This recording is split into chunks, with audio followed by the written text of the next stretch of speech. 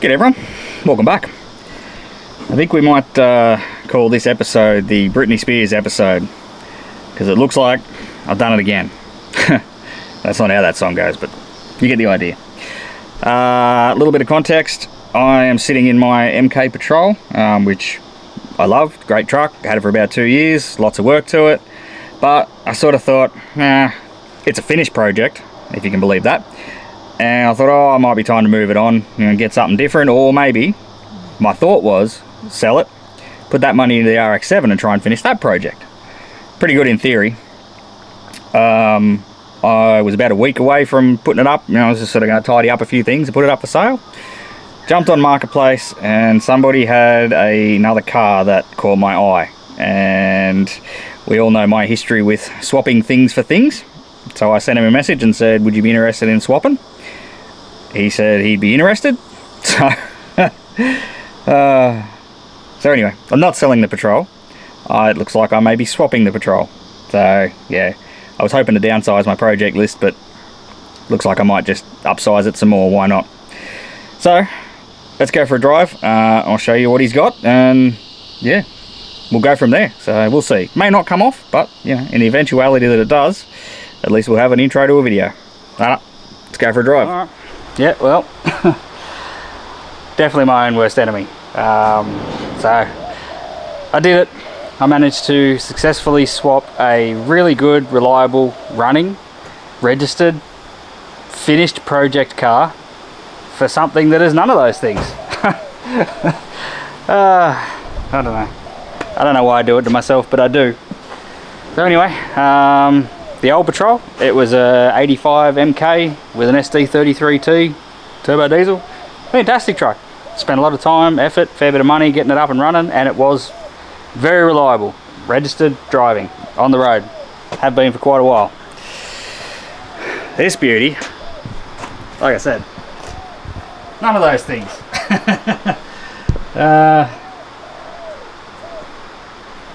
Yeah. So this is a 93 Rex Hunt Special Edition. I'll go into that in a minute, but basically it's just the stickers and some different trim colour. But anyway, Special Edition GQ Patrol, and it doesn't run. This is how you see it, is exactly how I rolled it onto the trailer, with the exception of my rooftop tent. I just set that up there.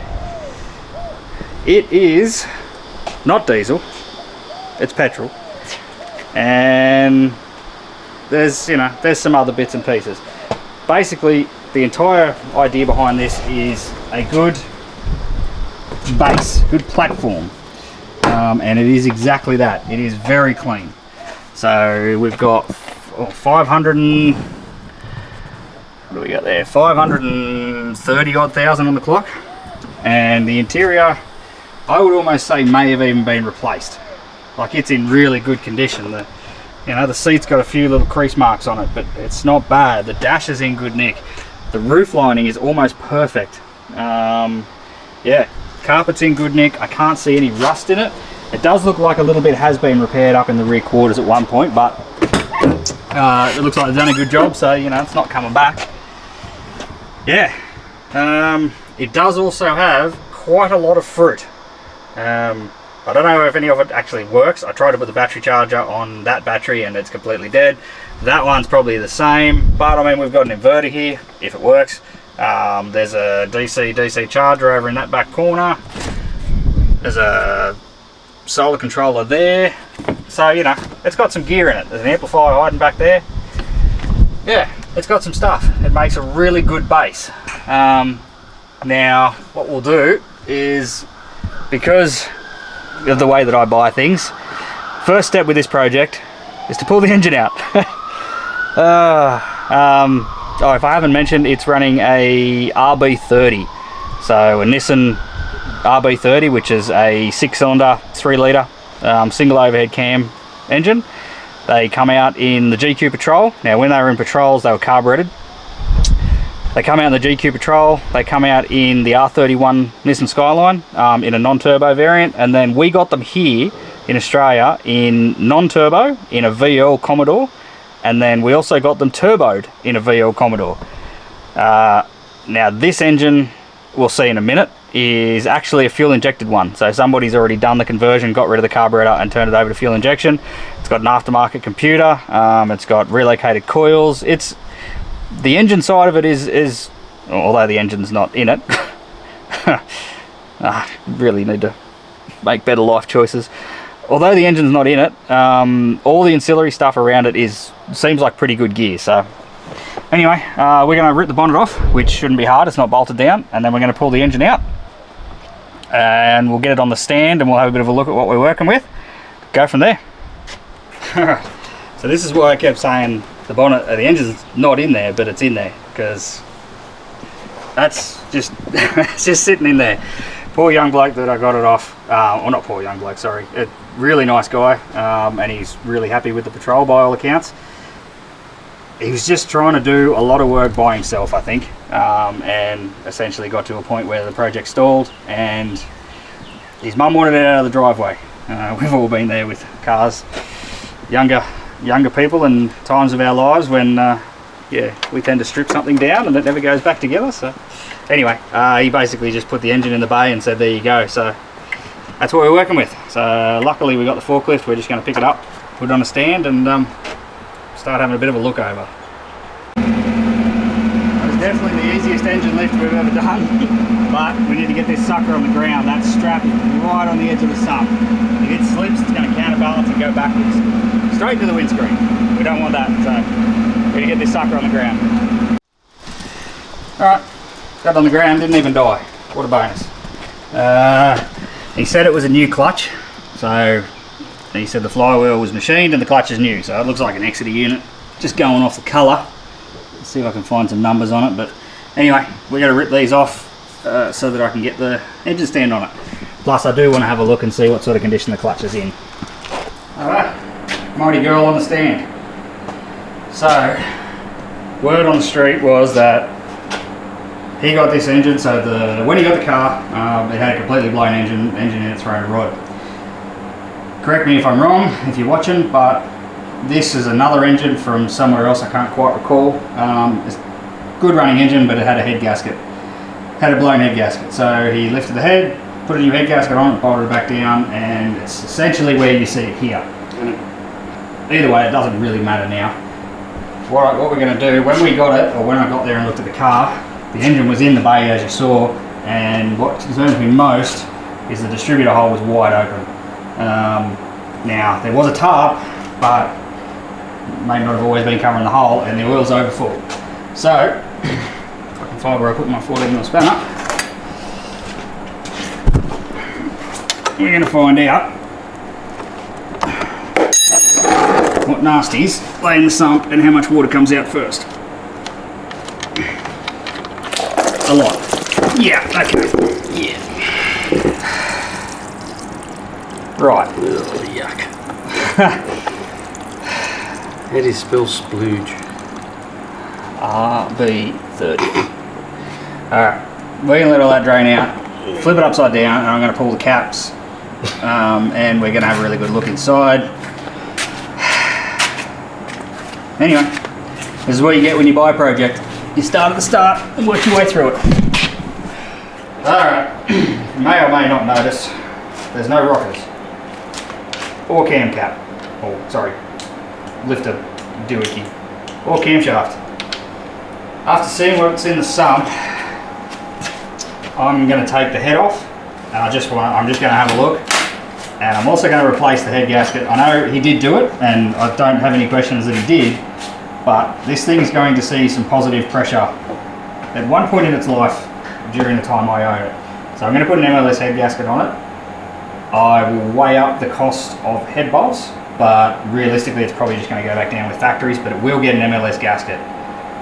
Also, side note, I really want to clean this head up properly. This engine won't spend its entire life in the car, it will come out. The 6.5 litre diesel will end up in there, but this will still be in here for quite a while, so I really want to give it the best chance possible. So we're going to pull the head, it'll give us a good chance to have a look at in the bores, pistons, yada yada. We can go from there. Alrighty, all the bolts are out.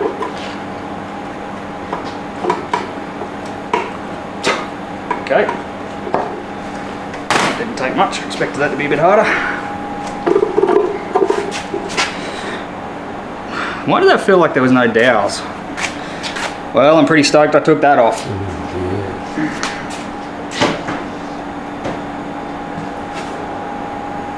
Oh yeah, I'm stoked I took that off.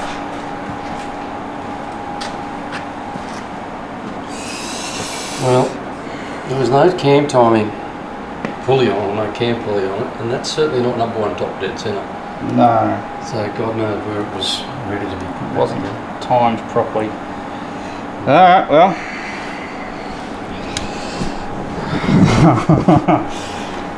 Is it seized? I haven't even tried to spin it.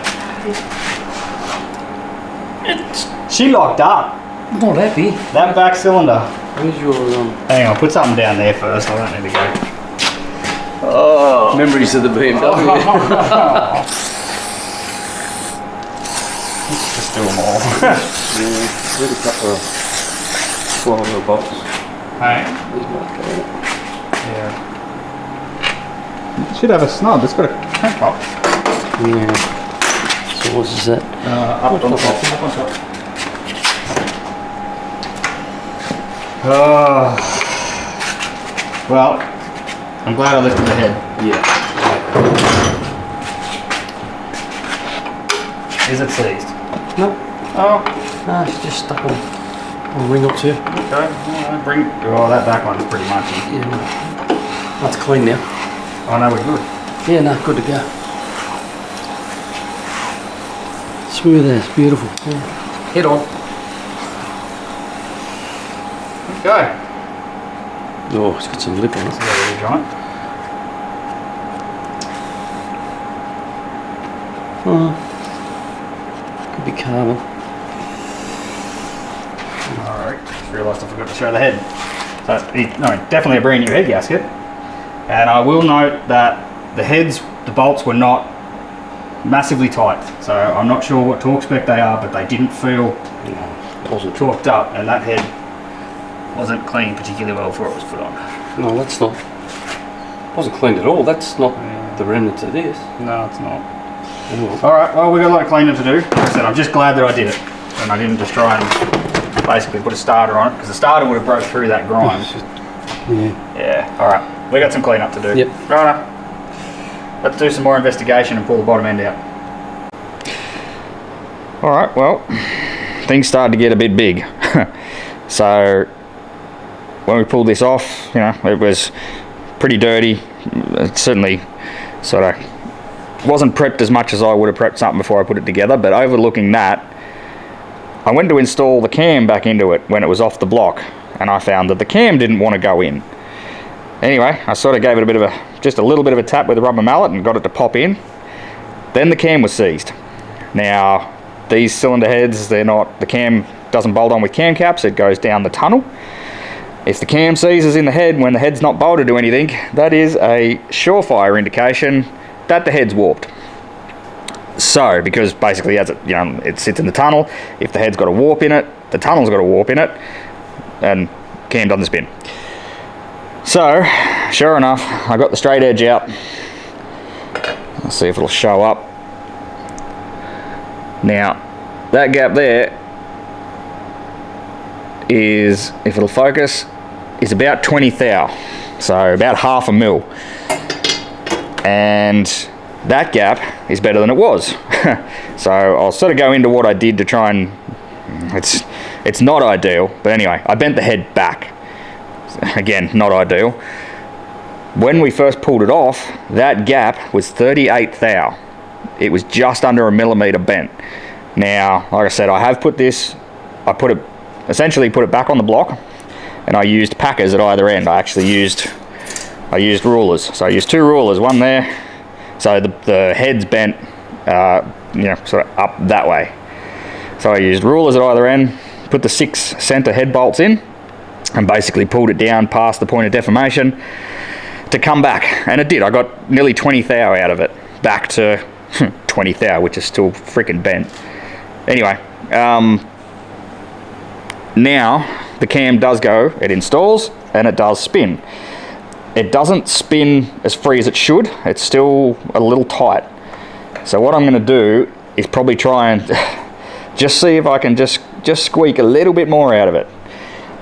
And I'm not going to run an MLS head gasket on this. I'm going to run a graphite gasket because they're a bit better at taking up irregularities.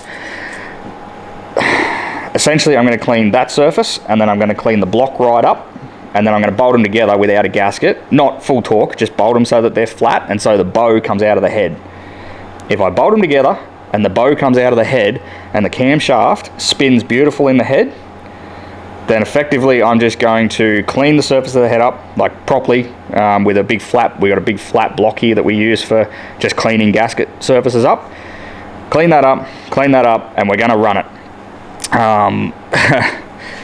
It's not ideal, don't get me wrong, but by the same token, I need to do something.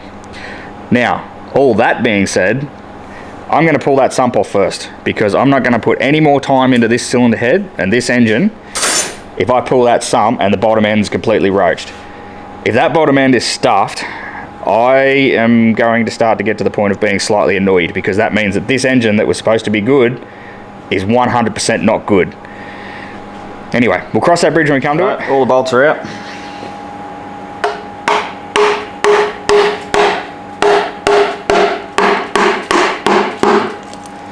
Not too bad. I expect that to be a lot worse, actually. There's a lot of goop on it. I don't think it's got a gasket on it anymore, even though it's supposed to.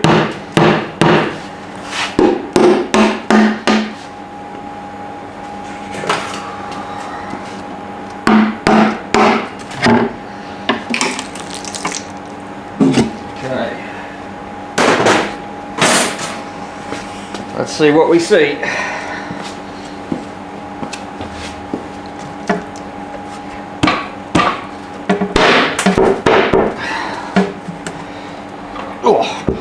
Okay, apparently you're not quite ready to come off.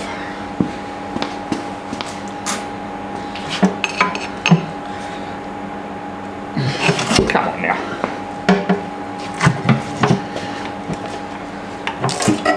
Okay.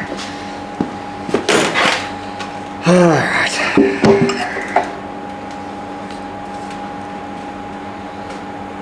Well, initially, I'm not seeing anything too wild. The pan has got, you know, gunk in it, which we knew, that's fine. So yeah, the pan's pretty gunky, but I mean, I'll give it a bit of a wipe out down in there. I'm not seeing any bits of metal or anything like that. Actually, what we might do, we might cut that oil filter open, because that'll give me a good indication of what's floating around in there, or what was floating around in the oil system before it was shut down. It smells disgusting. Anyway, it's old manky oil. I don't know if I've shown, probably have at one point, I think I have, about cutting oil filters open. There is actually a tool that looks like a giant can opener that goes on there and spins around and looks like a giant pipe cutter. Don't have one, so basically I just use an angle grinder right at the top, and if you see, when you cut it right at the top, you shouldn't contaminate the filter material too much, but it is a good idea to take anything you see up in this section of the filter, sort of take it with a grain of salt, because obviously it can have filings in it. I'm slightly concerned, I mean I have been for a little bit now, slightly concerned that the oil in this is so manky, because water in the sump is one thing, but because the oil in this is absolutely just manky, it means that it's more than likely been fired up before with oil in it. With water in it. It won't just backflow into the filter.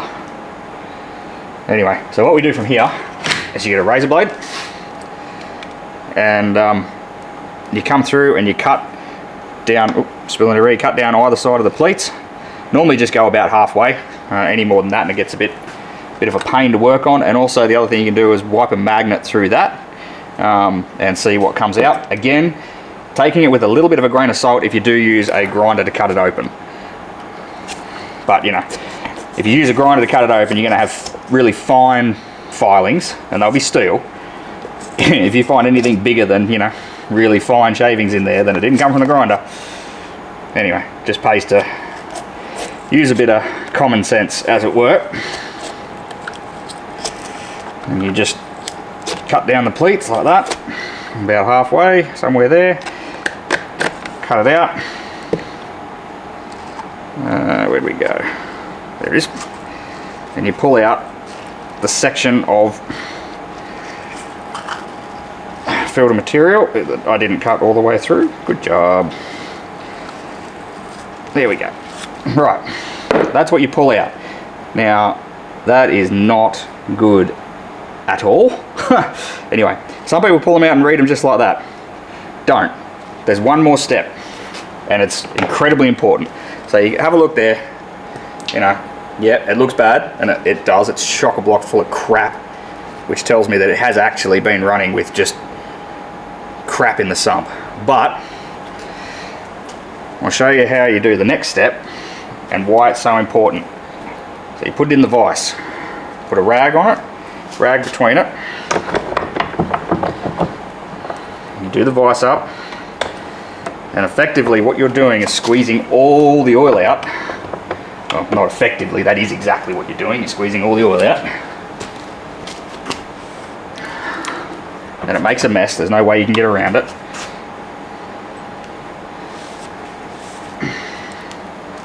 You keep going, you'd be surprised how much oil they actually hold. Now what I'm seeing, which I don't think you'll be able to, but as the oil's coming to the surface, it's bringing a lot of glittery bits up with it. Anyway, compress it right up. Wipe it off. And this is the difference between a wet and a dry filter read. You're no longer looking at oil, you are looking at the actual contaminants inside, and it's unmasked by the oil.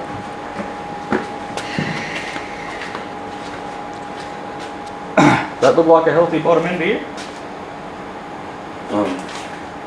Soot. Just thinking about the cut. Oh my god! No, that's.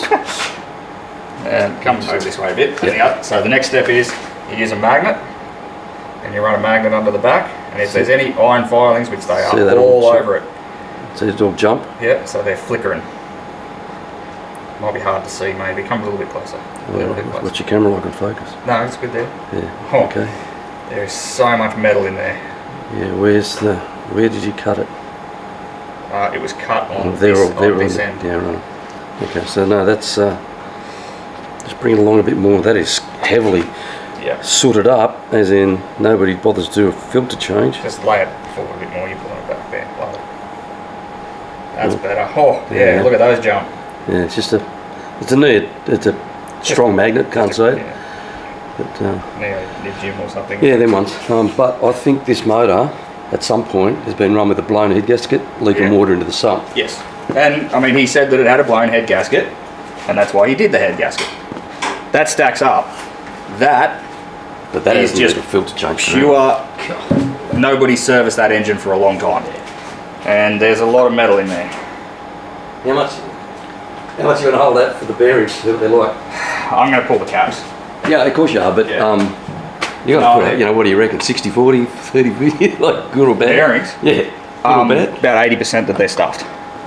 That's what I'm going with. 80% knackered? Yeah. Yeah, right. Yeah. Okay. Yeah, like they're, I don't sort of hold. I don't hold a great deal of hope for the bearings. It's just built up in it. I've seen worse. Yeah, it's not. I've definitely seen worse. Oh god, yeah.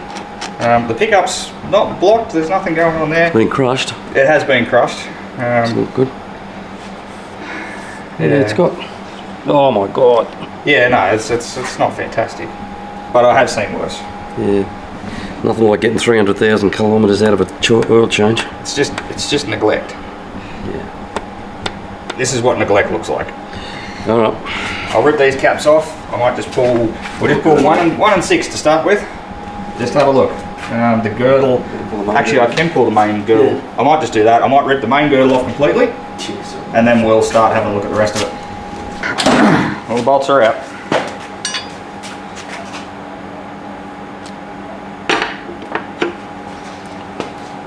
Don't want to drop the bearings everywhere, but we'll see. Okay, good. Yeah, grab that. Good. What's your guesses?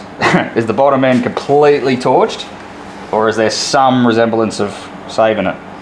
That O-ring's been there for a while. Pause the video. Have a guess. Where are the bearings? Well, first bit of good news. Yeah. Okay. That crank looks good. all right. You right with that? Yeah, I'm right.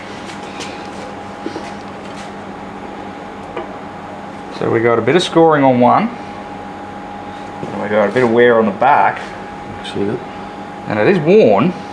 It looks like a heat mark. That's where they haven't been fitted properly. Yeah. I'm not. You know what? I'm not upset with that. They're dry, which is They good. are dry. Yeah, let me bring you in a bit closer and you can have a look. But that's not standards. Yeah. So this also is a standard bore engine. It's 86 millimeters. It's never been bored, which leads me to believe this bottom end's probably never been apart, which is good. So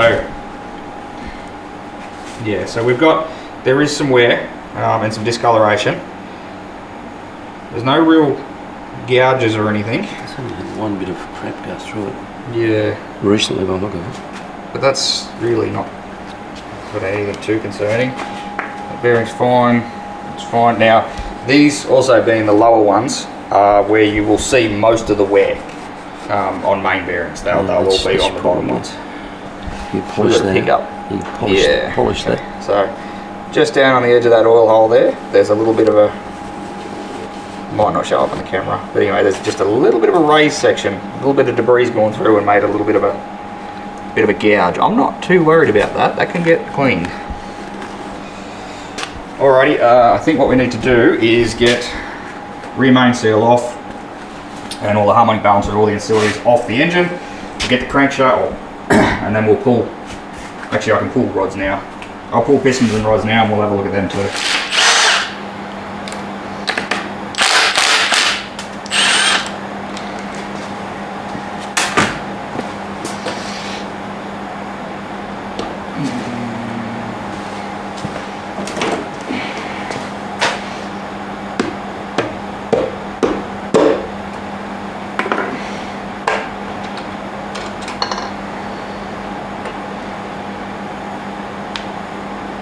Okay, not terrible.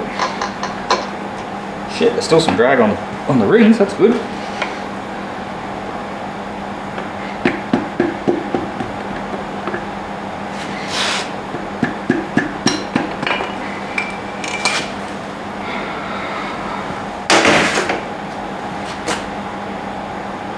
Alright, so there is a bit of wear on the bearings.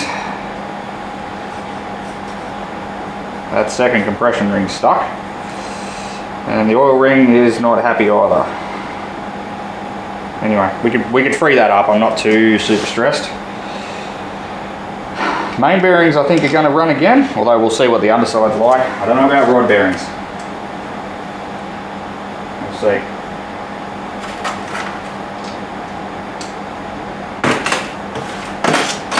Alrighty, this is going to get real competitive real quick, so I'm just going to speed her up, zoom through it, and we'll do a wrap up at the end.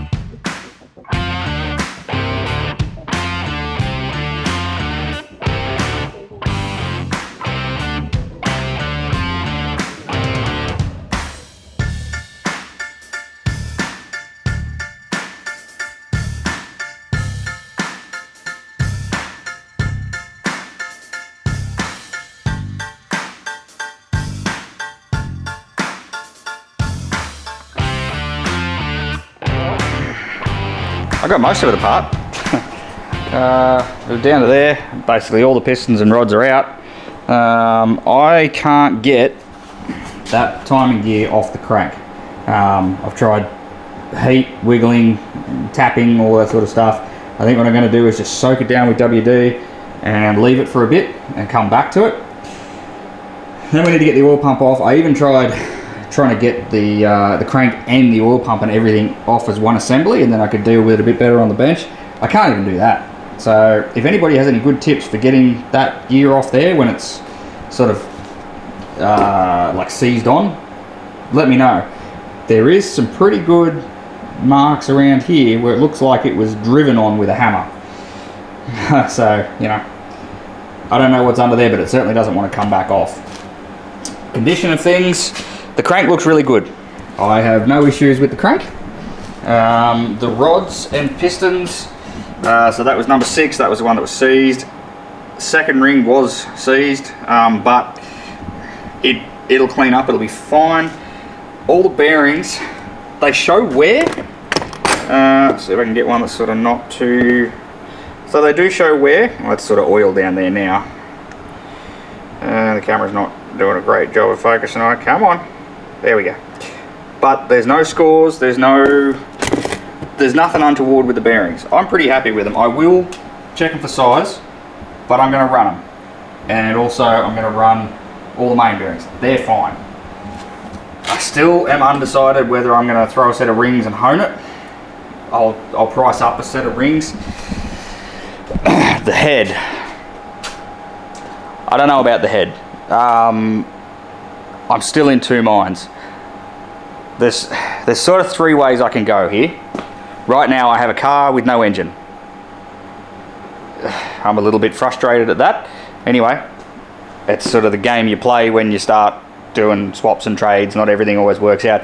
I'm not laying any blame on the bloke I got it off. This engine, he said he saw it running. I have no doubt the bottom end was running. It was putrid and not particularly well serviced, but there's nothing there that tells me that it wasn't running.